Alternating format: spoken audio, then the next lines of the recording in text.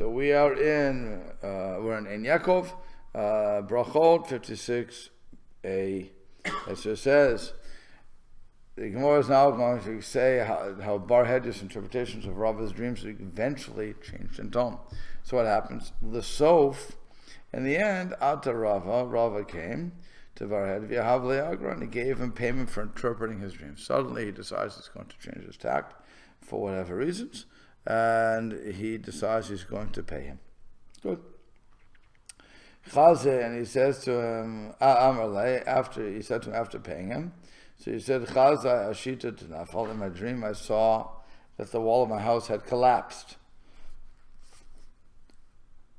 Amalei, Nechasim velo mitzarim kanita. Bar Hedya said to him, this foretells that you will acquire boundless property. And Rashi explains, having seen the removal of a wall that limits your property, the omen is that your property will become virtually boundless. You will acquire many expensive plots of land. Great. Nice interpretation.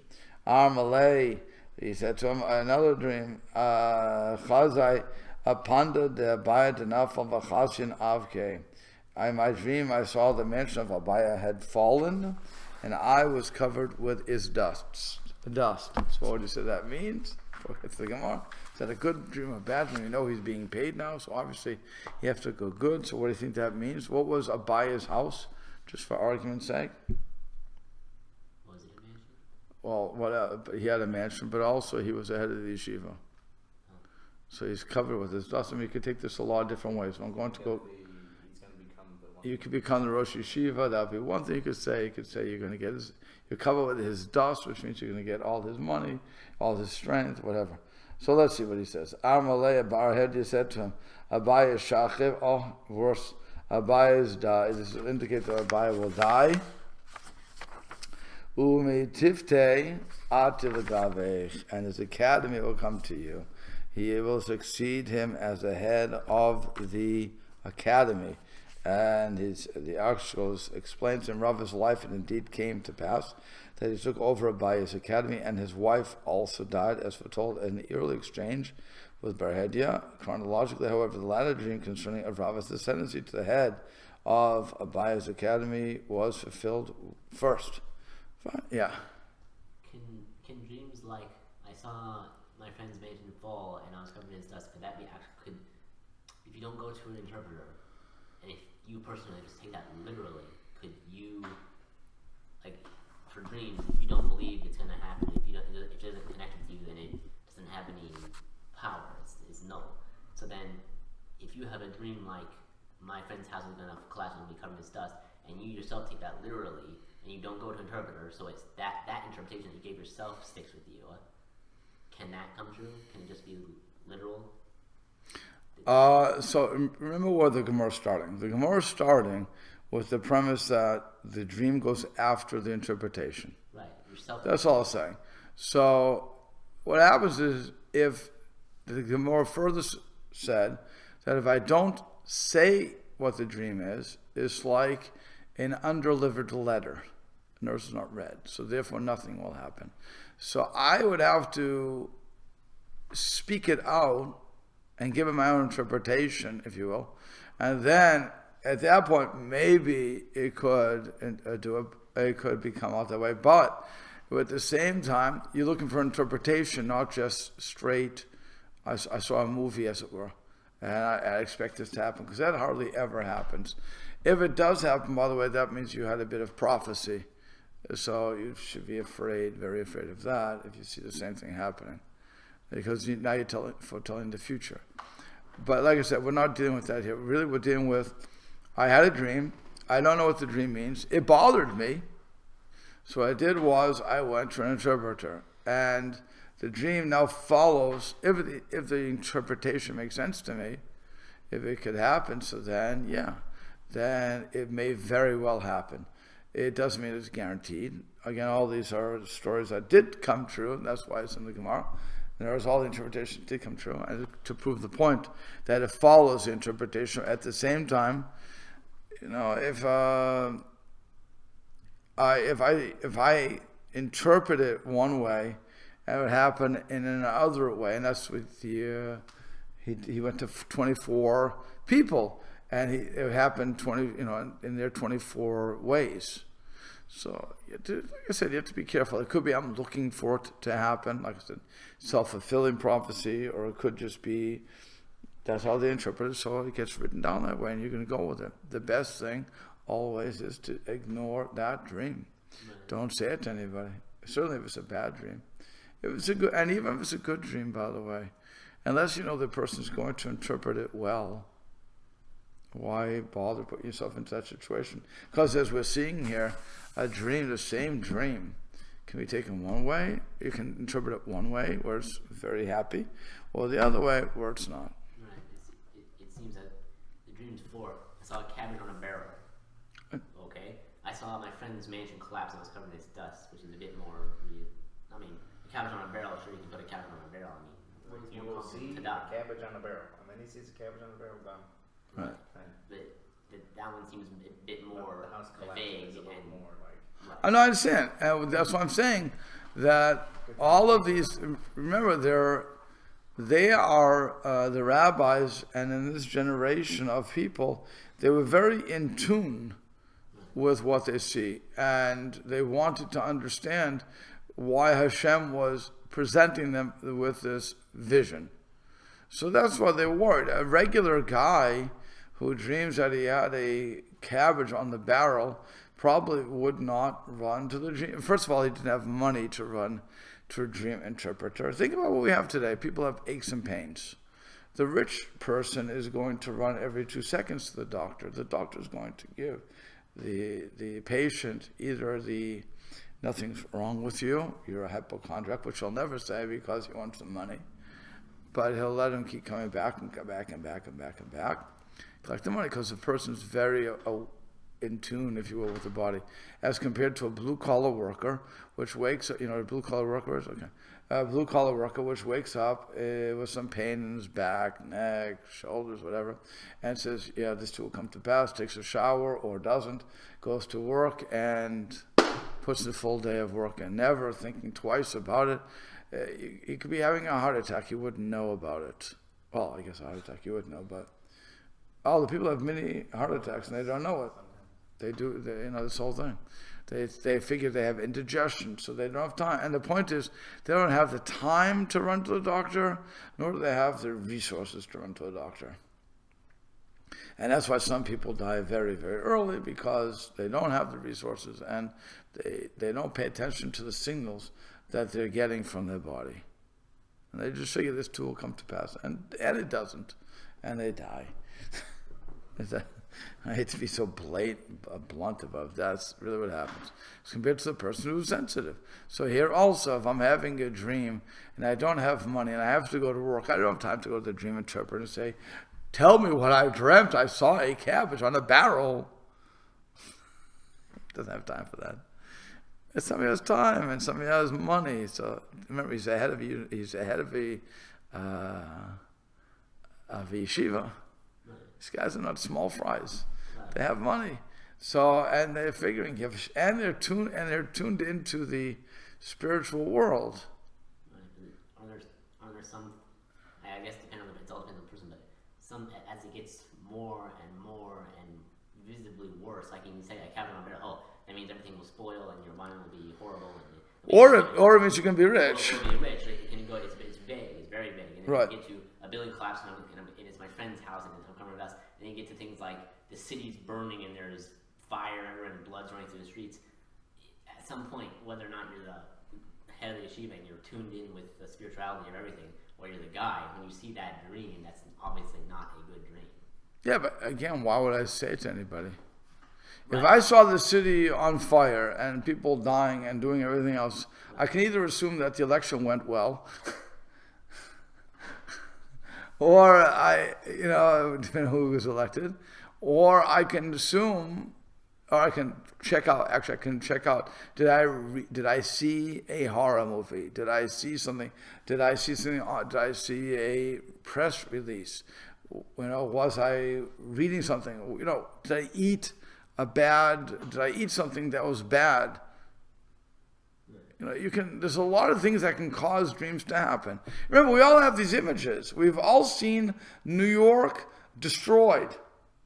We've all seen the world blown up 1,000 times over throughout our movies. We've seen it. We've seen aliens enter our planet and destroy us. Hollywood is very good for that. They give very nice visuals. And we've been in space. Star Trek, Battlestar Galactica, everybody's in war. We've seen angels, Michael Landon, and the other ones who played angels. We've even seen God because of the movies. We've heard God, seen God. He's black, he's white, he's a voice. He's a lot of different things, okay? And the point is, there's a lot in our minds that we don't even realize are on our minds. So if we would see something, some cataclysmic event like the blowing up of the world, it could mean that the world's going to come to an end. It could mean it. I'm not going to argue.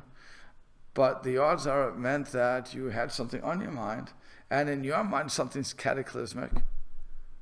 And the best thing to do, the rabbis would say, is ignore it.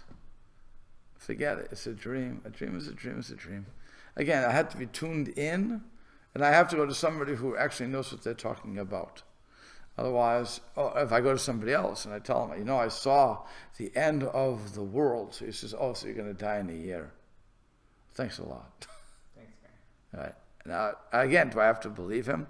Think about Pharaoh. Pharaoh got all the interpretations from all his people, and they didn't make sense to him. They told him, you can have 7 daughters, you're going to die. You're going to have this, that. It didn't make sense until Joseph said to him, it's years of famine. He said, that makes sense because I am the leader of the people. It would make sense that I'm dreaming about a national disaster, not just a personal one. So that's why he bought into the dream of Joseph. And think about that, by the way. Here you are in a cycle of plenty. You're getting bumper crops all the way through.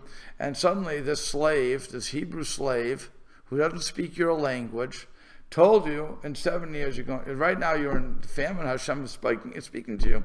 And you're going to have a famine in 7 years where you won't remember the good. And Pharaoh says, we got to believe this kid. And we're going to put it, not only do we believe him, but we're going to put him in charge. And he's going to limit what you get. And he's going to put it in my coffers. And so on and so forth. Who would do that? You ever think about that?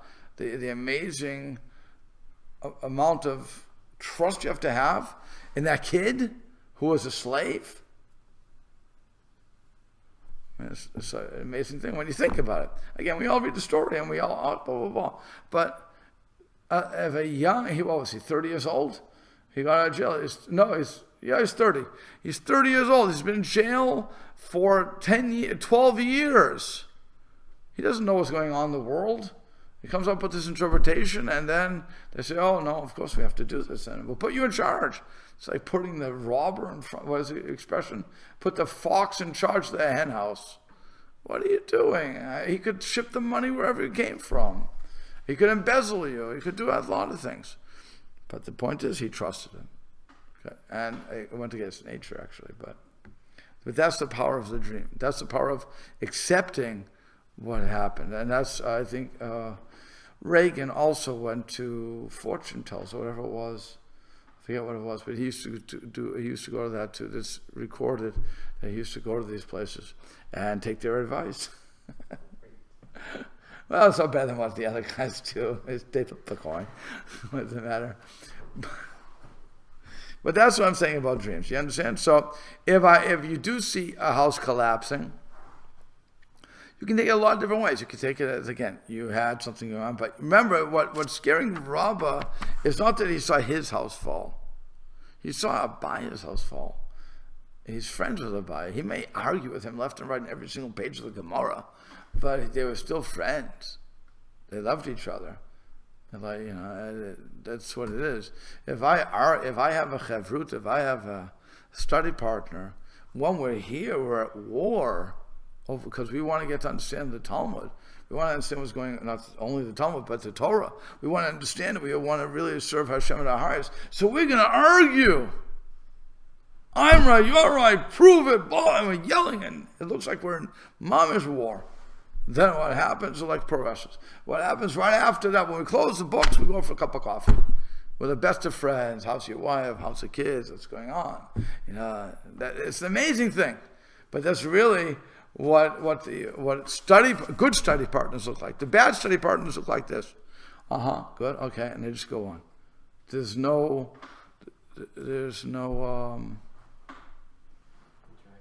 they may have some interaction, but there's no invested, I want to get to the point. I want to know what the truth is. It's just, okay, it says this, okay, let's go on. Weiter, further. And so let's cover some space. That's not a good chavrusa. Just so you should know, that's not a good chavrusa. A good chavrusa is somebody who's going to sit there and force you to get it. That's a good chavrusa.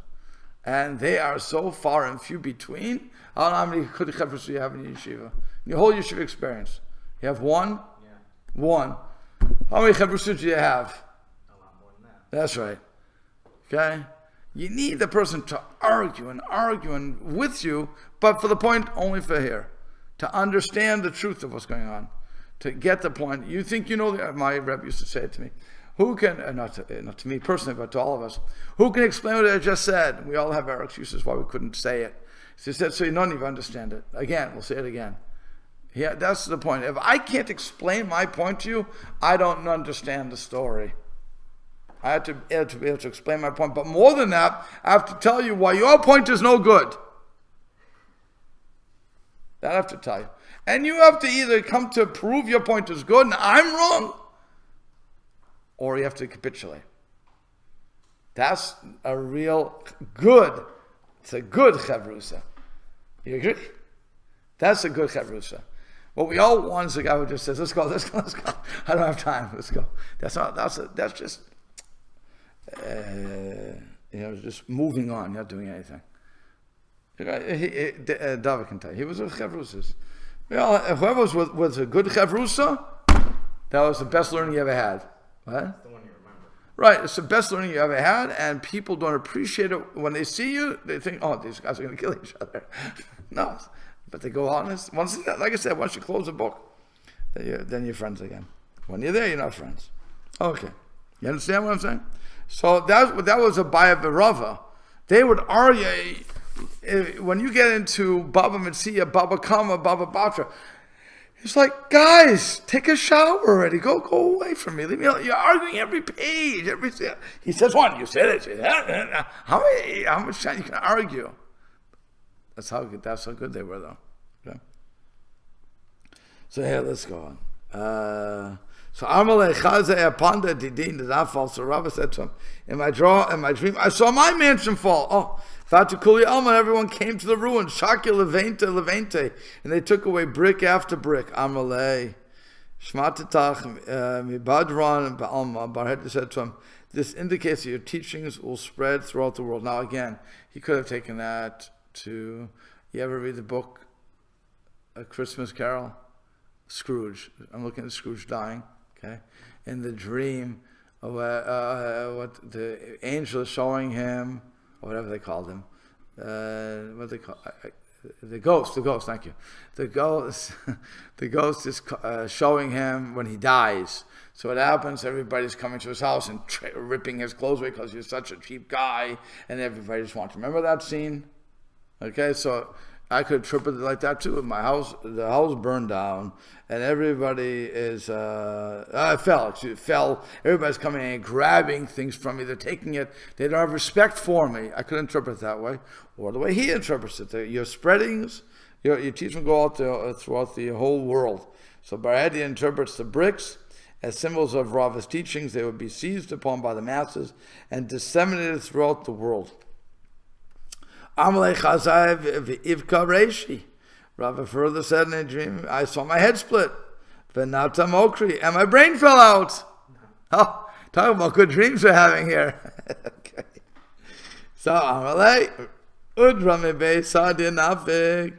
This indicates that merely the feathers have come out of the pillow of your bed. Okay, that's interesting.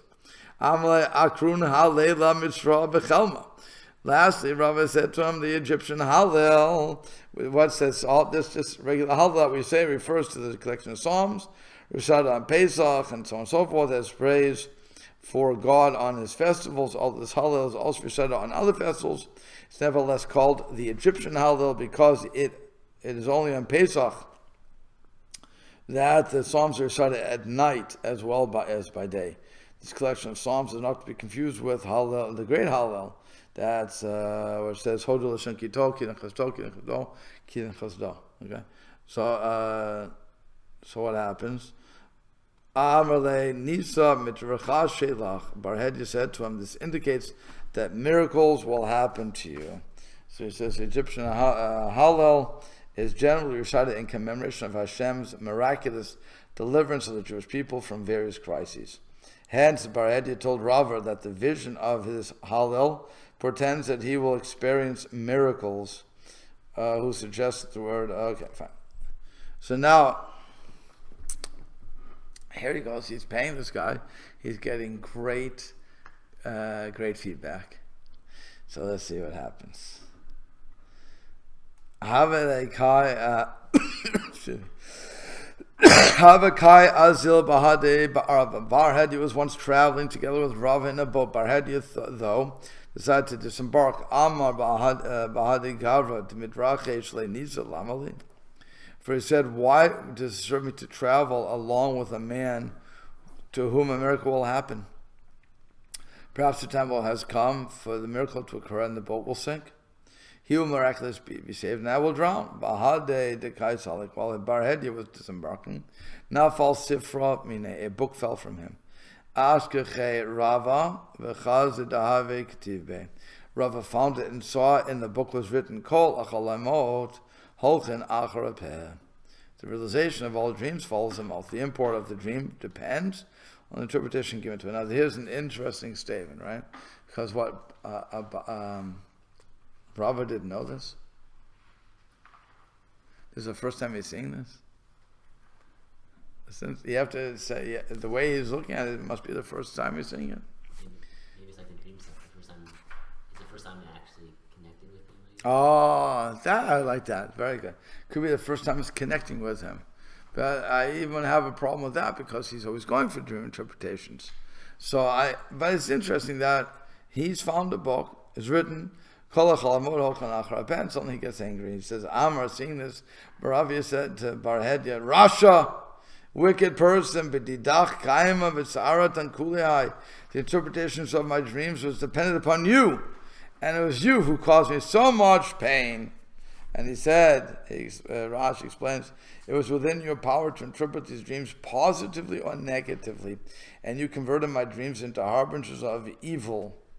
Okay, so now Ashkan wants to say, originally Rava, who was not well versed in the art of dream interpretation, ascribed Bar Hedya's consistently unfavorable interpretations to factors beyond his control.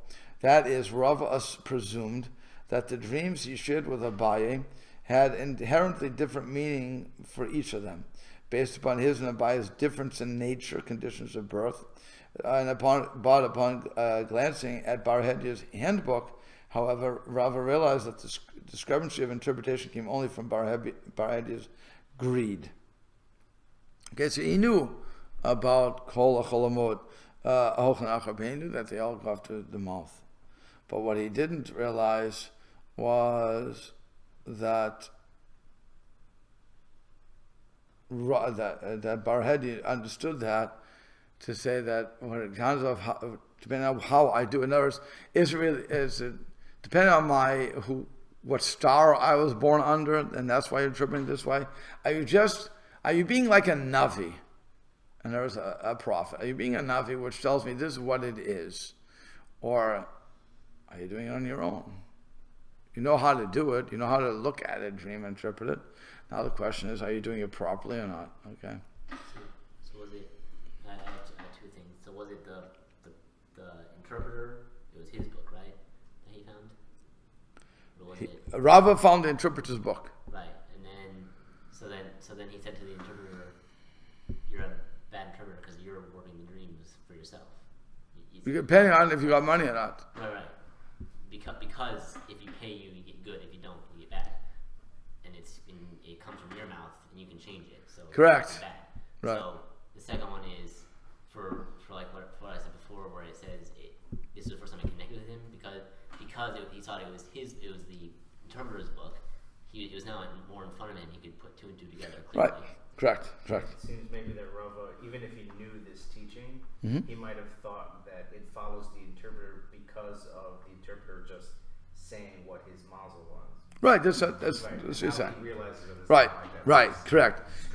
Strictly because of how he wanted. And like I said, that's why I like what you said. He's connecting with him. He knew the rule, which is why he's going to interpreter. But he originally thought maybe that's to do with my mazal, my constellation, what's going on, where I was born, so on and so forth. And what he's realizing is no, according to this, it's all going after what you wanted. And therefore, he doesn't know why he interpreted it badly, by the way. That he didn't know, but fine. So he says, Bekulu machilna. Now, I forgive you for all of this. Except for your interpretation predicting the death of my wife, the daughter of Rav Chisda. And he explains that Rava was married to the daughter of Rav Chisda. He forgave Bar Hedya for the negative interpretation of all the dreams, except for the one concerning the demise of his wife, Rav Chisda's daughter. Sifsei Chachamim notes that Bar Hedya was also foretold the death of Rava's children. As such, he suggests that Rava also meant to withhold forgiveness for these deaths as well. Indeed, in various texts, of the Gemara, Rava explicitly told Bar Hedya he did not forgive him for the death of his wife and children. Fine. So then he says, Yehei Rava Dlamaso who gavrli day the malchuta de lo maracham ayalei. So may it be the will of God that this man, you Bar Hedya, be handed over to a regime that will have no pity upon him. So the same way you had no pity upon me, and you could have interpreted everything properly, everything to the positive. The same way you told Abaya that he'll be running yeshiva, you could have said to me. The same way you told Abaya that he'll be rich, you could have told me. The same way you told him you can have all these wonderful things, you could have said to me. But since you didn't, my blessing, if you will, to you, is that you will be that you will be handed over to a regime that will have no pity upon you. Now here's an interesting thing. What should he have done? Then all the things you interpreted for me were happening. No, in ours, you're making a prayer. Are we allowed to pray to God for the punishment of somebody else? Really? Well, we are allowed. The answer is yeah, we are allowed, but we shouldn't. Because what happens when we do that? We also get judged. So Rava is now opening himself for judgment. That's not where the story is going to go, but I'm just saying, we've learned this before. If anything, he should have said, Hashem, may this guy do tshuva. May he have enough brains to do tshuva already for his things, and may he do repairs and not worry about the money he's getting paid, instead of praying the other way. It's just, we're seeing though that when we're in the midst of it, no matter who you are, maybe it takes it out of context, but it seems that no matter who you are, no matter what we know, and all the Gemaras behind us, when you're faced with that emotional turmoil, you and Rav Yakov and others will say people should drop dead.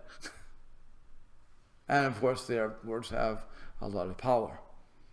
So now the Gemara tells us how we respond to this curse. Amar Bar Hedya said, what shall I do? Notice, well, how do I do repentance for this?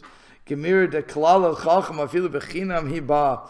a tradition that the curse of a sage, even one that was unprovoked and freely uttered, will eventually come to be fulfilled. She says when a sage curses someone, even if he did so without justifiable cause, the curse will eventually be realized. And Rava states, however, that this holds true only if the person being cursed was at least marginally deserving of the punishment. If he is completely guiltless, even a curse of a sage will not harm him. So he has something to worry about. Because again, Rava, and this certainly applies to the curse just by Rava, did Vedina Kai, for he has justly cursed me.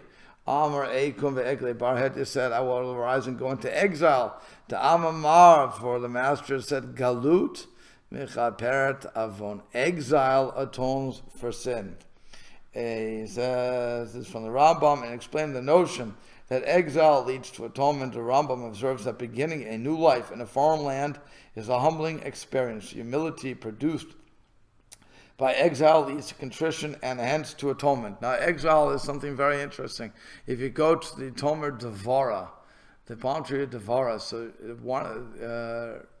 Cordovera says that we should, when we talk about exiling ourselves, it means exiling ourselves from our home, namely our wife and children, to go to the base medrash and to learn Torah. That is the exile. And instead of taking the car, you should walk.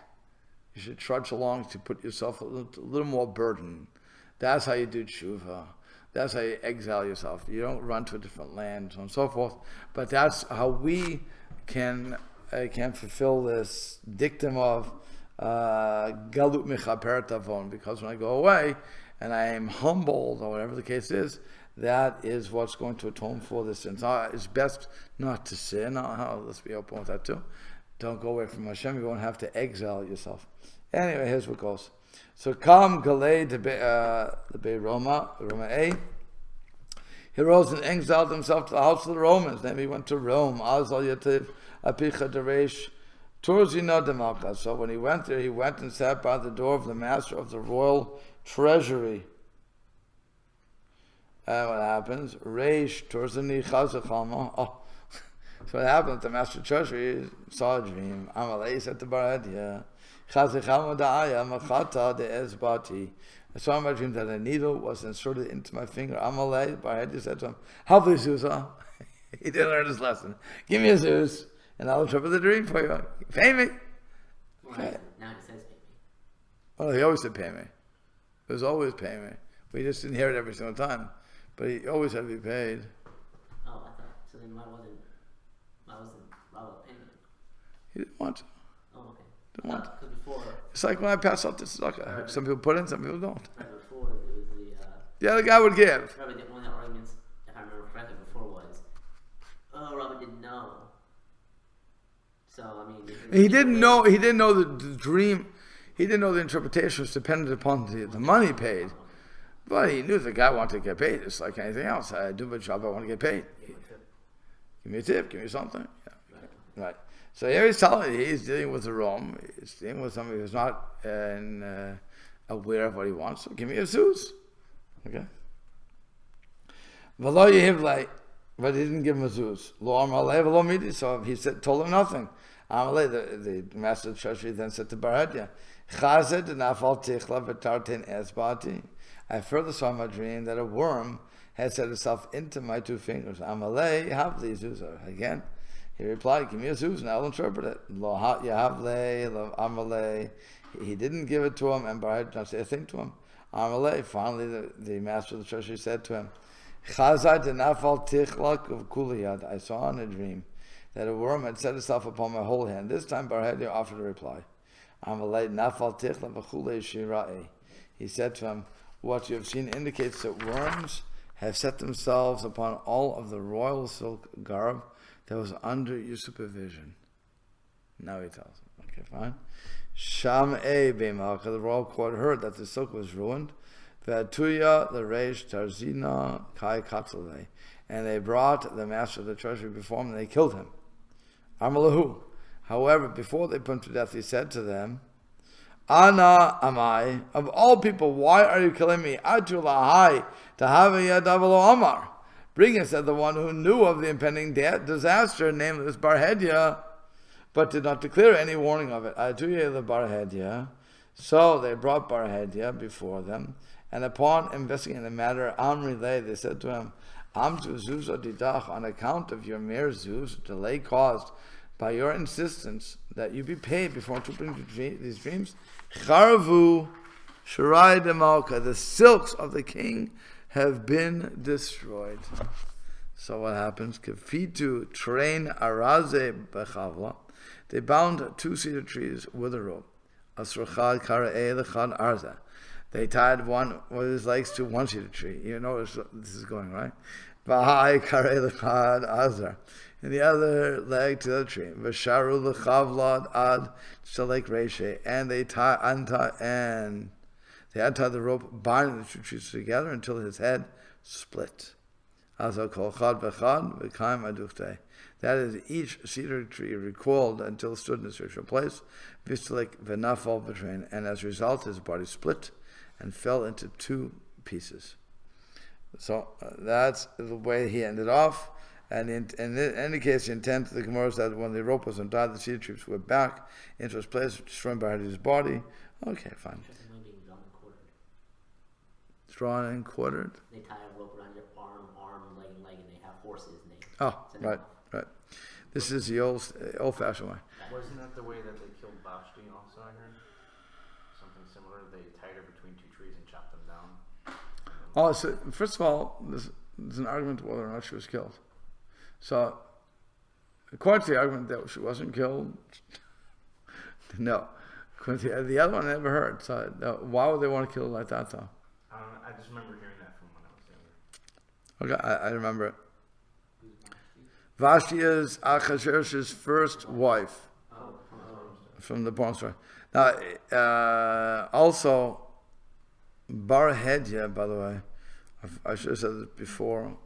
If I'm correct, I may be incorrect, but if you look up the word Hedya, I think it means something like public, the son of the public.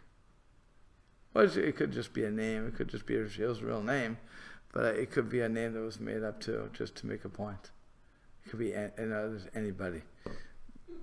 But like I said, it's interesting of how it happened that here he just wanted his zoos, he wanted his paycheck, and that's what would cause the good or the bad. When he didn't get it, he wouldn't tell you. Now you would have, by the way, when you were first seeing this, you would have thought that he was trying to hide something, right? So the question is, why did he finally give in at the end? That would be one of the questions you have to ask. Why did he say finally, you know what, I'm not going to charge you anything. I'm going to tell you right now, you just killed all the silks from the... Malicious? Well, I don't know. I'm not sure. Maybe he think, oh wait, I think God's trying to tell me something. I'll tell you without the pay. But it turns out you should have done it the first time. Well, maybe he realized his lesson. He learned his lesson the third time and said, you know what, God's trying to tell me something because he's coming with all his dreams. I'm going to give you it without the pay. No, but that wouldn't... My point is that Bar Hedya he only wanted to get paid. So the first time he doesn't tell him, when he could have told him right away, you have worms. Second time, third time, fourth time? He has 4 times the dream, or is it 3 times? 3 times? So the third time, he finally tells him, when he tells him your whole hand, he should have shut his mouth.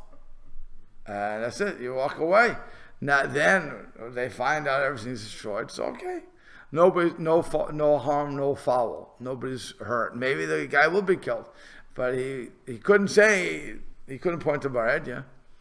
But his greed killed him. But it's like, why did you tell the last one? Yeah. So could have he interpreted it good? Of course you could have. Could have, sure. Okay. That's the point. Yeah, I remember the dream goes after interpretation. So if he would have interpreted it well, then that would have been good.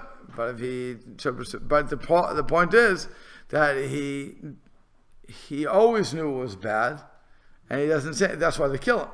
They know that he knows it's bad. He just wasn't paid. So they yell at him, wait a second, for a little bit of money, that's why you were bothering us. You should have told us. We wouldn't pay you, but you would have saved a lot of money for us. That's all they're saying. Okay, let's go on a little more. So Shaul ben Dama ben Achoto shal Yishmael et Rav Yishmael. So Ben Dama, the son of the sister of Rav Yishmael, asked Rav Yishmael to interpret the dream. He says, "Re'iti shnei lechayesh nishru, v'shenashu." In my dream, I saw that both of my jaws had fallen away. Amar, he said to him, "Shnei gedudei rome ya'atzu alecha ra'a." This indicates that 2 heads of the Roman battalions have plotted evil things against you, umetu, but they have died. Then he says, Rashi explains the jaws signify the mouth and its power of speech. In line with this, the removal was taken as a sign that those who speak against Ben Dama died. Yeah. So someone dreamed that they had 2 jaws. You do have jaws.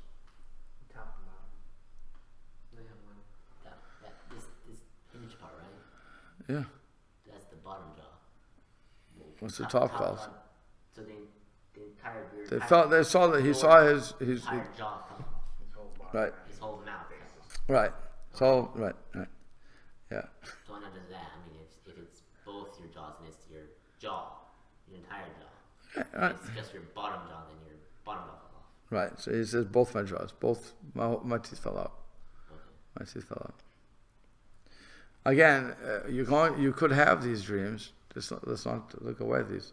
You could have these dreams because either your teeth are bothering you, or something else is going. Now, again, if I can figure out why my teeth are bothering, why I'm having a dream about I'm hot. I was in the sun. I woke up. I dreamt I was in the sun, and it was a really hot day. And depending if you like it or not like it, then you wake up and what you find out? Oh, the air conditioning turned off. So it makes sense, right? Because your body's telling you you're overheated and trying to get up. But let's say you wake up and the room is a refrigerator.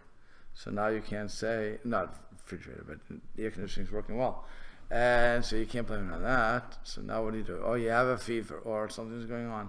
Again, you can normally figure out why you're dreaming what you're dreaming without going to dream interpreters. And most of us ignore our dreams. We really do. Because of these Gemaras mostly. We rather not tell them. We don't want anybody to say, oh, that means blah, blah, because who needs that? And especially if I'm going to believe, if it makes sense, I'll believe it. I'll at least have a bit of belief in that. Okay, we'll have to stop here.